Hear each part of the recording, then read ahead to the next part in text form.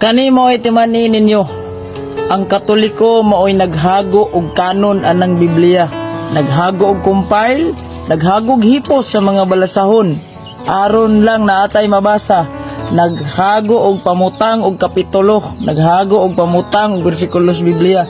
Kita pa gyud ang nagpaila nga kanang Biblia mga sinudlan sa pulong sa Dios. Mao nang therefore, so matotal ang Biblia butang ginas Katoliko. Ang Biblia iyaha ginas Katoliko. Walay laing bisag usang mga siktang makapanagiya ana gawas lamang kung magprint-print po ginyo, therefore ang inyohang mga Biblia bitaw walay mga imprimatur. Oh, di ba walay mga imprimatur kinsa may nagkanon ana, di ba ang Katoliko nag-compile na si Pope Damasus.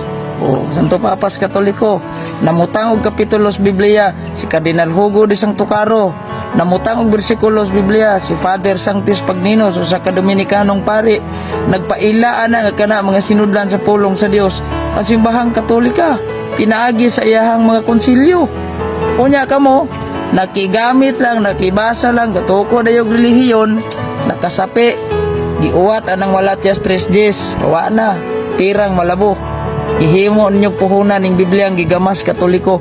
Dapat unta magpasalamat mo sa Katoliko kay ubay Katoliko, di mo'y mabasa ang Biblia, period.